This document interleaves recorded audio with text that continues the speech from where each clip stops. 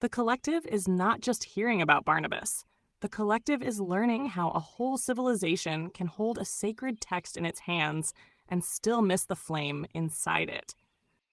This scroll is not about polite religion, borrowed certainty, or people dressing habit up like revelation. It is about the brutal difference between reading words and receiving meaning. Barnabas steps out like an ancient disruptor, pulling the veil off ritual without insight, law without transformation, and inherited belief without living understanding. Tonight, the collective is learning that many were taught to kiss the symbol and ignore the power it was pointing to. That is the old trick. That is the ancient hustle. And Barnabas, whether people liked it or not, came swinging at the sleep. Not every sacred thing was hidden by being buried. Some truths were hidden by being repeated too casually. The loudest religion is not always the deepest revelation. The oldest ritual is not always the clearest path. And the one who memorizes the doorway may still never enter the room. Barnabas opens like a blade wrapped in parchment, reminding the wise that divine meaning does not live in surface obedience alone. It lives in discernment, in awakened sight, in the courage to ask what a thing was really for when the world keeps rewarding those who never ask at all. The symbol is a gate, the law is a shadow, the awakened heart is the lamp. So let the collective enter this scroll carefully, because once a person learns the difference between performance and perception, they can never again be fully seduced by holy theater. Human beings do love costumes, sacred ones included. Channeled by your architect musician, 36110, 27 palms of eyes. The golden whisperer, sea star, Devalan see all. Apply the news you can use, truth and accuracy. The real non-bedazzled jewels. You want the hidden layer of a text most people skim like it's just another dusty church pamphlet. Fine, let's peel it open properly. Codex of the Forgotten Threads. Scroll Eye, the fire beneath the letter, the book of Barnabas, what they read versus what it was saying. Catch this before it catches you. Most people treat the Epistle of Barnabas like background noise in early Christianity, a nice little add-on that didn't make the final cut. That's already your first clue something was inconvenient, because Barnabas isn't trying to comfort you. He's trying to wake you up like someone flipping a table in a quiet room.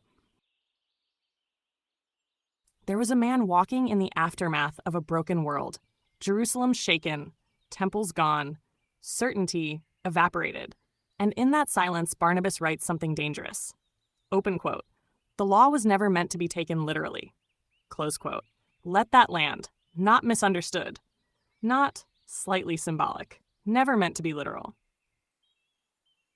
The first hidden key, the war against literal minds. Barnabas doesn't attack outsiders. He goes straight for the insiders. He claims people who followed the law physically missed it entirely. Circumcision? Not about flesh. Dietary laws? Not about food. Sabbath?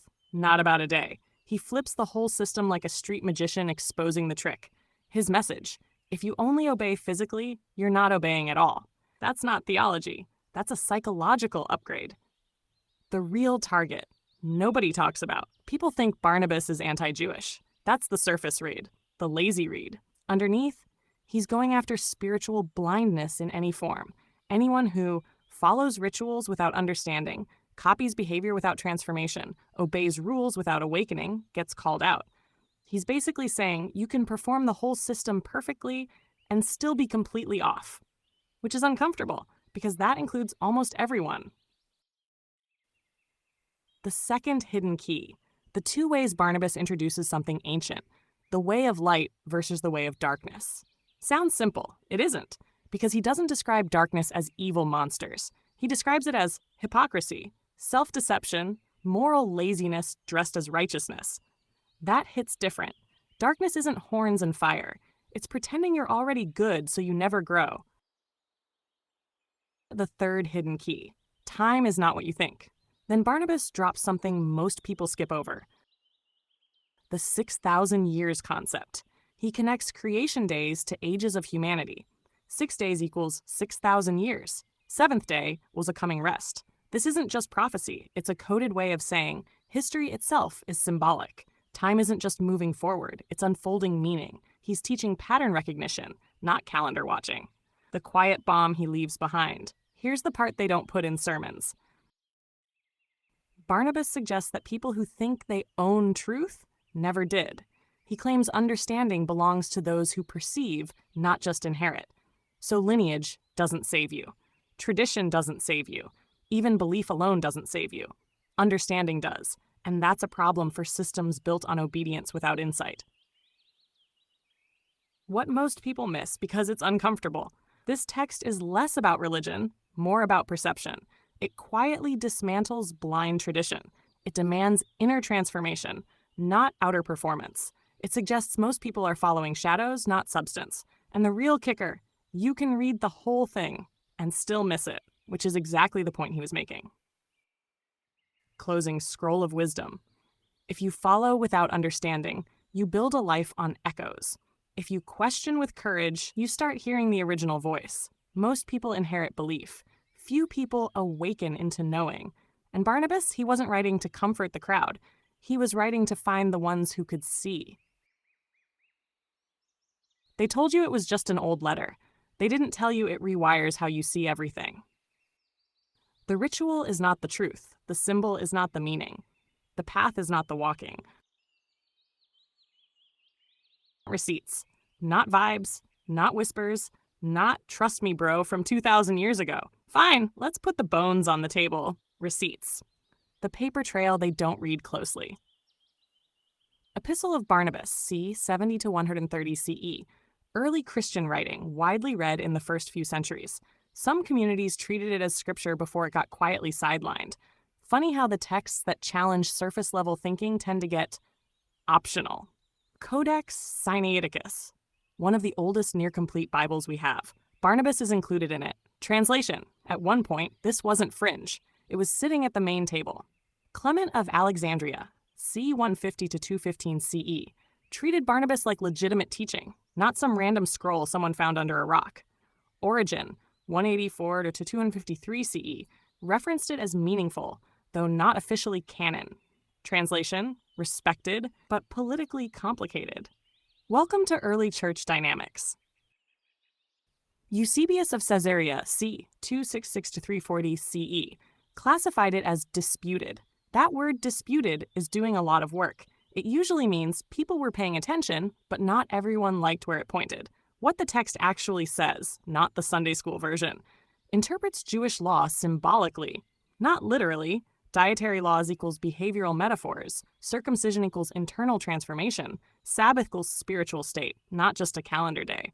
Introduces the two ways. Way of light, awareness, discipline, truth. Way of darkness, ego, illusion, moral laziness dressed up as righteousness. Suggests many people followed God without understanding God, which, if you think about it, is still trending. Uses the 6,000 years seventh-day rest framework, found also in early Jewish and Christian apocalyptic traditions, seen in texts like the Book of Jubilees and echoed later in millennial teachings. The quiet pattern, for those paying attention. Barnabas isn't anti-law. He's anti-empty imitation. He's not tearing down tradition. He's exposing when tradition becomes a costume. And historically, systems don't love that kind of message. Systems prefer compliance over comprehension. Always have. Cosmic wisdom, with just enough humility to not pretend you've mastered it. A symbol without understanding is decoration. A ritual without awareness is rehearsal. A belief without reflection is inheritance, not truth. The moment you start asking why, you stop being led blindly and start walking deliberately. That's the shift Barnabas was aiming for. Not followers, thinkers who can see. Dad joke, because apparently enlightenment needs comic relief. Why did the ancient scroll break up with the literal reader? Because every time it tried to go deeper, they just took it at face value. Painful, accurate, spiritually offensive in at least 3 dimensions. Now you've got the receipts and the undertone. No incense required. You just watched an entire system get flipped without anyone raising their voice. Barnabas didn't come to destroy belief. He exposed how easily people can live inside it without ever touching its truth. The rituals stayed, the words stayed, the structure stayed. But the meaning? Most walked right past it like it was invisible. This wasn't a scroll about rules. It was a quiet confrontation. Are you living what you claim or just repeating what you were handed? Because according to Barnabas, the most dangerous illusion isn't ignorance. It's thinking you already understand. The surface will always be crowded. The depth will always be quiet. Many will memorize the path just to avoid walking it. Many will defend the symbol because they fear the transformation it demands. But truth has a strange habit. It doesn't shout over the noise. It waits. And when someone finally looks beyond the ritual, beyond the performance, beyond the comfort of already knowing, that's when the scroll opens for real. Not in ink, in awareness.